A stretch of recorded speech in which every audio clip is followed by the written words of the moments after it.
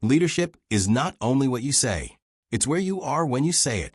Your desk position communicates authority before you open your mouth, before you give direction, before you make a decision. The space speaks first. And if your position is weak, everything you say after that has to work harder to be heard. Most leaders don't realize this. They focus on presence, tone, body language, clarity of message. All important. But none of that matters if the environment is already undermining you. Because authority is not just projected, it's also supported. And when your physical position lacks support, your leadership feels it. Your team feels it. Your decisions feel it. Think about the last time you walked into a room and immediately knew who was in charge. You didn't need an introduction. You didn't need a title. The position told you. The person sitting at the head of the table. The person with their back to the wall, facing the room. The person who controlled the sightlines. That's not coincidence. That's structure. Now think about the opposite. The leader sitting with their back to the door. The leader tucked in a corner. The leader facing a wall. The leader constantly interrupted from the side. What does that position say? It says exposure. It says distraction. It says lack of control. And the problem is, the leader might not feel it consciously. But the body knows. The nervous system knows. And over time, that position shapes behavior. You become more reactive, more defensive, more scattered. You start compensating. You check your phone more. You turn around more. You monitor more. You feel the need to over-explain, over-control, over-justify. Not because you're insecure, but because your position is asking your body to stay alert. And that alertness drains you. It also drains your authority. Because authority requires calm.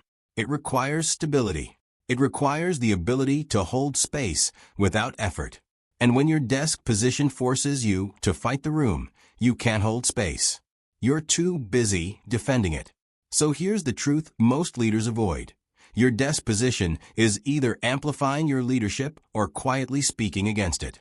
And if you've been struggling with confidence, clarity, or command in your workspace, the first place to look is not your mindset. It's your position. Because you can't think your way out of a structural problem. Let's talk about the most common desk positions that silently destroy authority. The first one is the most obvious, but also the most ignored. Back to the door. This is the position where the leader sits with their back exposed to the entrance. It looks harmless. It might even look focused, like the leader is concentrating on the screen, on the work, on the task. But functionally, it's a disaster. Because every time someone approaches from behind, your nervous system registers a micro-threat. You don't consciously think danger, but your body responds as if something unpredictable is happening in your blind spot. So you compensate. You glance over your shoulder. You turn your head. You lose focus for a split second. Multiply that by 10 times a day, 50 times a week, and you're spending a significant portion of your mental energy just tracking your surroundings. That's not focus. That's survival mode. The second common mistake is facing the wall. This position puts your attention on a static surface, often just inches from your face. It creates tunnel vision. And tunnel vision is the opposite of strategic thinking. Leaders need perspective. They need to see the room. They need to feel the space. When you face a wall, you lose spatial awareness. You lose the ability to sense what's happening around you. And that loss shows up in your decisions. You become more narrow, more reactive, more detail-obsessed. Not because you want to be, but because the environment is forcing your brain into a tight frame. The third position is exposure from the side. This is when your desk is placed so that people approach you from the left or right without warning. You're working, and suddenly someone is next to you. No approach path. No visual preparation. Just instant proximity. That creates interruption fatigue. Because your body never gets a chance to prepare. Every interaction feels like a disruption. And over time, that makes you irritable. It makes you impatient. It makes you feel like you're constantly being pulled away from what matters. The fourth mistake is the scattered position. This is when the desk has no clear relationship to the room. It's floating in the middle, or pushed into a corner with no structure. or angled awkwardly so that nothing feels stable. This creates decision instability, because when your position feels unstable, your mind mirrors that instability. You second-guess more. You hesitate more. You change direction more. Not because you're indecisive by nature, but because the space isn't giving you a foundation to decide from. Now, let's talk about why this matters beyond symbolism. This is not about belief. This is about biology. Your nervous system is designed to read space constantly. It's scanning for threats, stability, and control.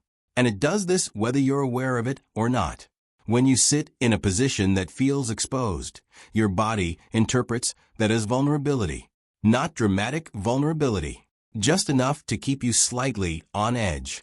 And that edge costs you. It costs you clarity. It costs you patience. It costs you presence. Because when your nervous system is managing low-level stress, your prefrontal cortex has less bandwidth for high-level thinking. Strategy becomes harder. Delegation becomes harder.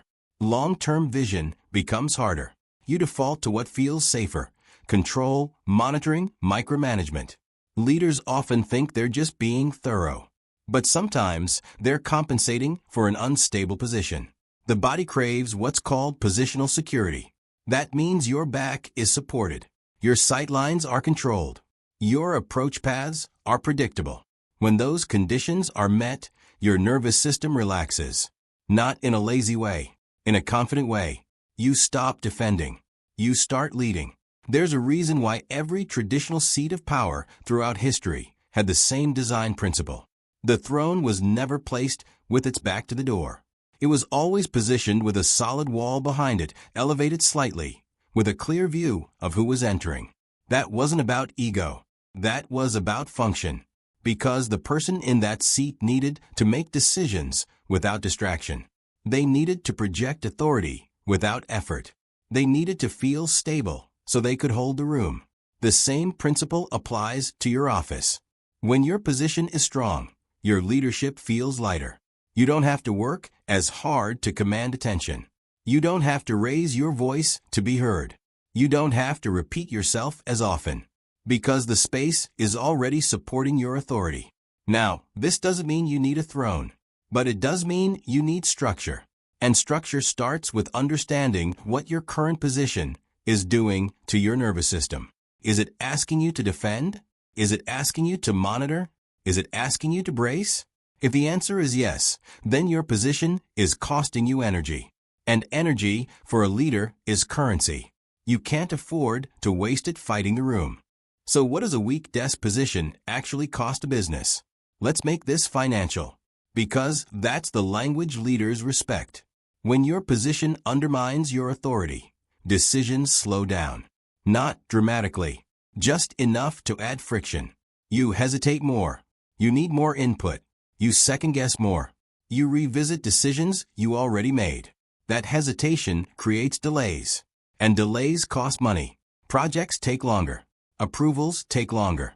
Communication takes more rounds. Execution loses momentum. The team starts to mirror your uncertainty. They ask more questions. They wait for more confirmation. They escalate things that shouldn't need escalation. Now multiply that across weeks, months, quarters. The cost compounds. Then there's meeting efficiency. When a leader's position is weak, meetings run longer. Why? Because the leader is compensating. They're over-explaining. They're managing perceptions. They're trying to project authority that the space isn't supporting. A meeting that should take 30 minutes takes an hour. A decision that should be made in the room gets postponed. That's time. And time is money. There's also the cost of presence. A leader with a weak position often feels mentally drained in a way that doesn't match the workload. They describe it as feeling off, feeling scattered, feeling like they're working hard but not getting traction. That's not burnout. That's friction.